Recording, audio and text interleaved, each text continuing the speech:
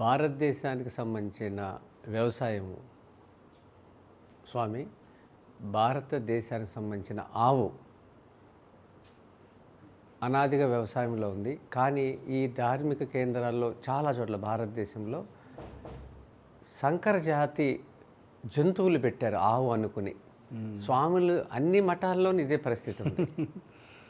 దీన్ని ఎట్లా సామాన్య రైతులకి దీన్ని అందించాలి? ఇప్పుడు మనకి శాస్త్రాల్లో కూడా మనకి సురభి కానీ, నందిని కానీ, మన కామధేనువు కానీ, ఇవన్నీ మనకి క్షీరసాగర మదనం నుంచి వచ్చినటువంటివి. అంటే క్షీరసాగర మదనం అంటే ఏమిటో కాదు, తర్కం చేయడం. అంటే మంచి చెడులో రెండింటినీ కూడా, మంచి అంటే చెడ్డ అంటే రాక్షసులు, మంచి అంటే దేవతలు. అంటే మంచి ఆలోచనలు చెడు ఆలోచనలు రెండింటినీ కలిపి మదిస్తే దాంట్లోంచి పుట్టేది కామధేనువు, లక్ష్మి, ప్రాపర్టీస్, ఇవన్నీ కూడా. అంటే మంచి చెడులు కలయికతోటే ఏర్పడుతుంది అనేటువంటి కథను ఆధారంగా చేసుకుని ఈ గోవును కూడా పుట్టించారు. ఈ గోవు కామధేను అంటే కామము అంటే కోరిక. కామం అంటే సెక్స్ అని కాదు, కామం అంటే డిజైర్. నువ్వు ఏ కోరికనైనా తీర్చగలిగే శక్తి ఒక్క దేనే వాలా దేను హోతా హై. काम जो काम है उस काम को पूर्ण करने वाला देने वाला है, वो कामधेनु होता. అంటే మీ ఒక్క డిజైర్ని ఫుల్ఫిల్ చేసేటటువంటి ఏకైక సాధనం గోవు, అది కామధేను.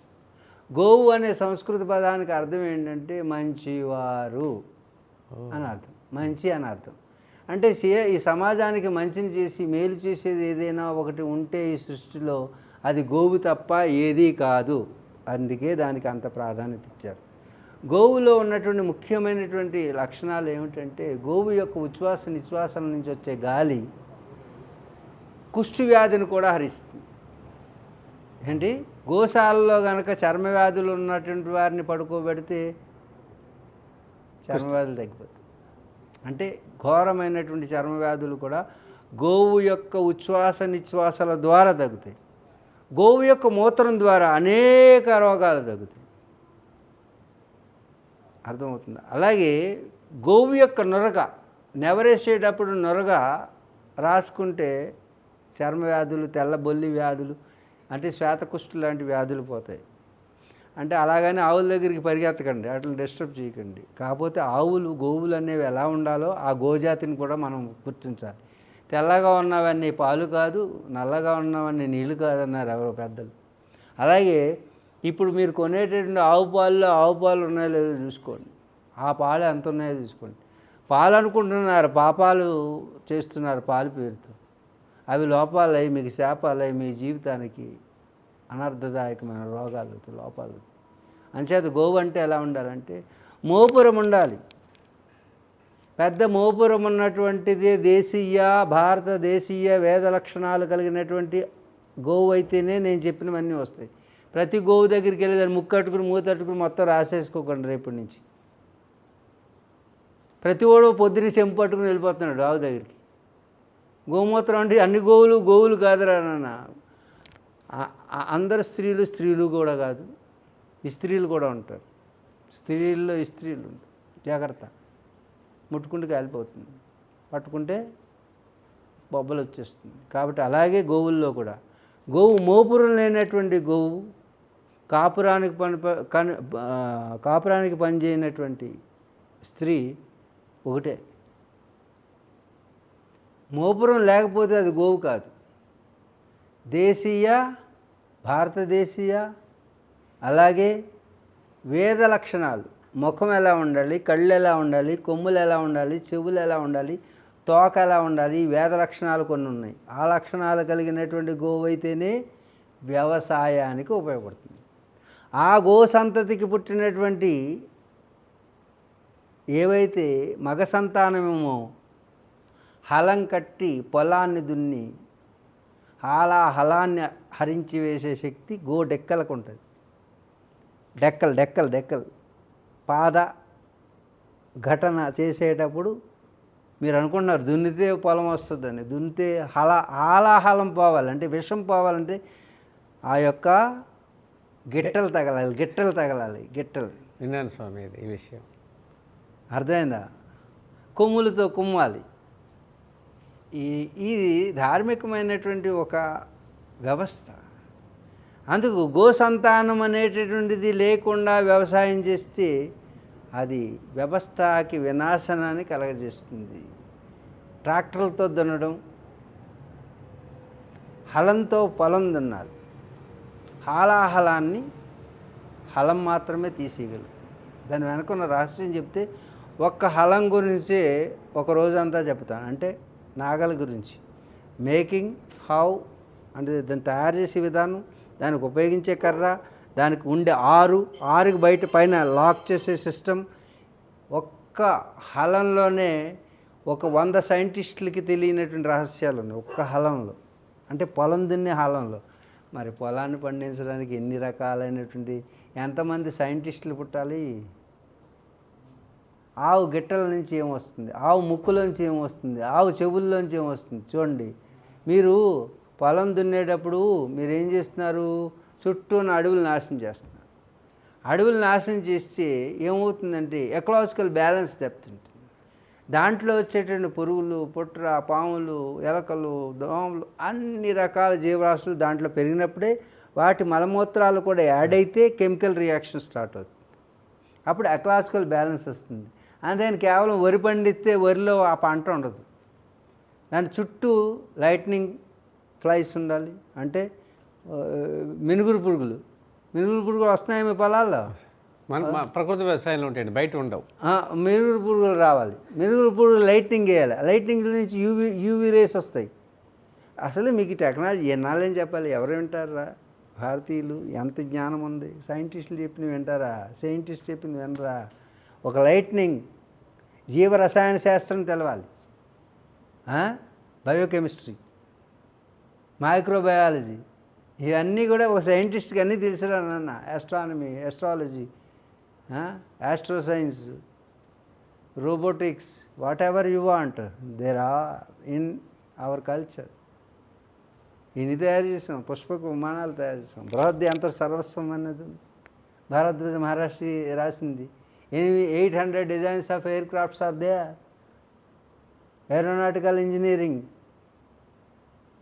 800, ఇప్పుడు మూడో నాలుగో తయారు చేశారు అంతే. ఇప్పుడు సైంటిస్టులు 800 రకాల విమానాల ఇంజిన్లు తయారు చేసి వెళ్తూ మేఘాలను సృష్టించేటట్టు ఇంత సైన్స్ ఉంది. కాబట్టి గోవులో ఎంత సైన్స్ ఉందంటే గోవు చెవులు, గోవు రోమాలు, గోవు యొక్క మూత్రం, గోవు యొక్క మయం, గోవు పేడ, గోవు ఘృతం, గో క్షీరం, పంచగవ్యాలు అంటారు.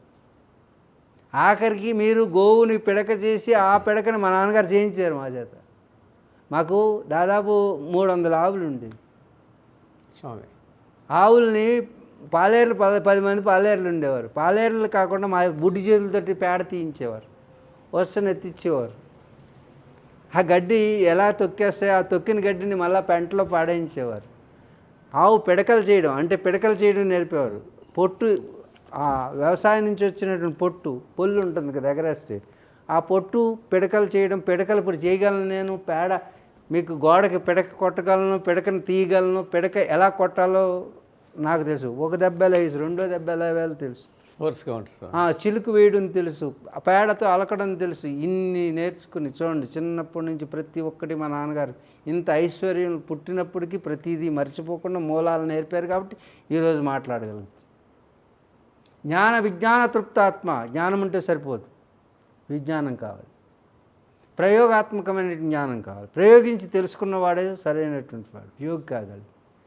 కాబట్టి గోవులు అనేటటువంటి ఒక్క గోవు గురించి చెప్పాలంటే ఒక 10 రోజులు ఉపన్యాసం చెప్తాం. ఓన్లీ గోవు మీద సైంటిఫిక్ విశ్లేషణ, కెమిస్ట్రికల్ అన్నీ, దాని hormonal, whatever. There are so many facets in only cow. ఒక గోవు మీదే అనేకమైనటువంటి విషయాలు చెప్తాయి. ఎక్కడ పౌరాణికం దగ్గర నుంచి, ఆధ్యాత్మికం దగ్గర నుంచి, ఆ పైన శృతి, స్మృతి, పురాణ, ఇతిహాసాల, సామాజిక దృక్కోణాల నుంచి ఆవిష్కరించవచ్చు కావుని. అందుకే గోవు ఎక్కడ ఉంటుందో అక్కడ ముక్కోటి దేవతలు కొలువై ఉంటారు. అందుకు గోవు యొక్క సంతానం మగ సంతానాన్ని ముఖంలో, గోవుకి పృష్ఠభాగాన్ని, ఈ రెండింటిని దర్శించేవాడు ధర్మానికి ప్రతీక. ఏది? పురుష గోసంతం ధర్మానికి ప్రతీక. అందుకే పరమేశ్వరుని చూస్తూ ఉంటుంది ఎప్పుడు నందీశ్వరుడి. ఈశ్వరుని చేర్చింది, దాని స్వరం ఈశ్వరం అవుతుంది. అంటే దాని ఈ స్వరం ఈశ్వరం అవుతుంది. కాబట్టి మన స్వరం కూడా ఈశ్వరం కావాలంటే గోసంతానాన్ని ఆధారం చేసుకుని మనం జీవన విధానాన్ని సాగించాలి. అదే భారతీయత. అప్పుడు కానీ ఈ వ్యవస్థ బాగుపడదు.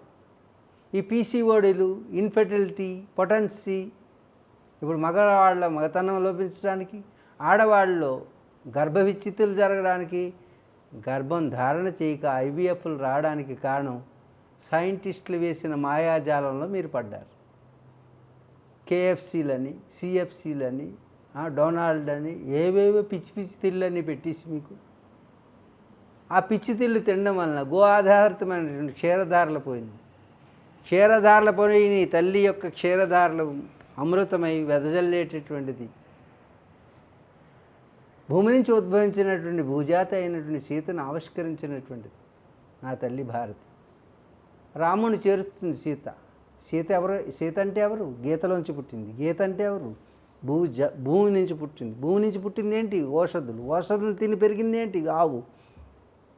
ఆవు ఎవరిని చేరుస్తుంది? ఆయన చేరుస్తుంది శ్రీరాముడిని. అంటే ఇది లోక కళ్యాణం, ఇది సీతారామ కళ్యాణం, ఇది శ్రీరామనవమి. రేపు రాబోయేటువంటి ఎపిసోడ్ శ్రీరామనవమిలో చెప్పుకుందాం. అర్థమవుతుంది. అందుకని గో ఆధారితమైనటువంటి జీవన విధానం మనకి. గోవులో వెన్నుంది, వెన్నెలా ఉంది. ఏంటి? వెన్నెలా. వెన్నెలా ఉండాలి మన జీవితం. వెన్నెలా ఉండాలి, వెన్నెలా వెలగాలి. కాబట్టి జీవితాన్ని చక్కగా నడిపించుకోవాలంటే గో ఆధారితమైన వ్యవసాయాన్ని మర్చిపోకండి. వ్యవస్థకి సాయం వ్యవసాయం. యువత భవిత మీదే. వ్యవసాయం ఆధారంగా చేసుకోండి. మన యొక్క సనాతన ధర్మం వ్యవసాయం.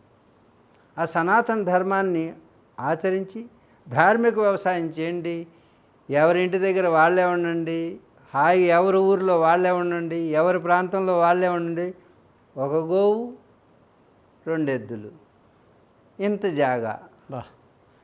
మీ జీవితానికి అనవసరాలు అక్కర్లేదు. అవసరాలను తీర్చడానికి ఈ 3 చాలు. ఎంత జాగా అక్కర్లా. కాబట్టి ఎంత జాగా, 2 ఎద్దులు, 1 ఆవు. మీ అన్ని అవసరాలు తీర్చేస్తుంది. అనవసరాలు మాత్రం తీర్చలేదు. ఇక అనవసరాలు కావండి, పోండి. దేశాలు వదిలిపోండి, ఊళ్ళు వదిలిపోండి. మిమ్మల్ని వెలివేసింది ఊరు అని తెలుసుకోండి. మేము వెలిగిపోతున్నామని అనుకోకండి. వెలివేసినటువంటి అందుకే జన్మభూమి అంటే ఇదేదో పార్టీకి సంబంధించింది అనుకోనే కదా, కట్ చేయండి. జన్మభూమి అనుకోవడం కూడా ప్రాబ్లం అయిపోతుంది. ఇప్పుడు పార్టీలు అవి వాడేసుకుంటున్నాం. కాబట్టి కన్నతల్లిని, జన్మభూమిని మర్చిపోయేవాడు వాడు లోకకంటకుడుగా మారుతాడు. అందుకే నీ దేశం, ఈ సందేశం మర్చిపోక యువత భవితని తెలుసుకో. వ్యవసాయమే ఈ వ్యవస్థకు సాయమని, ఉద్యోగం ఉత్త యోగమని, ఉత్కృష్ట యోగమే వ్యవసాయమని, ఉదర పోషణార్థాయ ఉద్యోగ అంటున్నారు. అంటే నువ్వు చేసేది కేవలం పొట్ట పోషించుకోవడానికి చేసేది. అందు గురించి అది కాదు నాయన. వ్యవసాయం అంటే గో ఆధారితమైన వ్యవసాయం చేయండి. చక్కగా మీరు తినండి. ఆ స్థలంలో పండింది మీ చుట్టుపక్కల వాళ్ళు సరిపోతుంది. వాళ్ళతో పాటు తిరిగి నలుగురు కలిసి జీవించడం నేర్చుకోండి. ఆనందంగా ఉండండి. సుఖ సంతోషాలకు మరక్కండి. ఇది మాయాజాలం. అస్తు శుభమస్తు. హరి ఓం.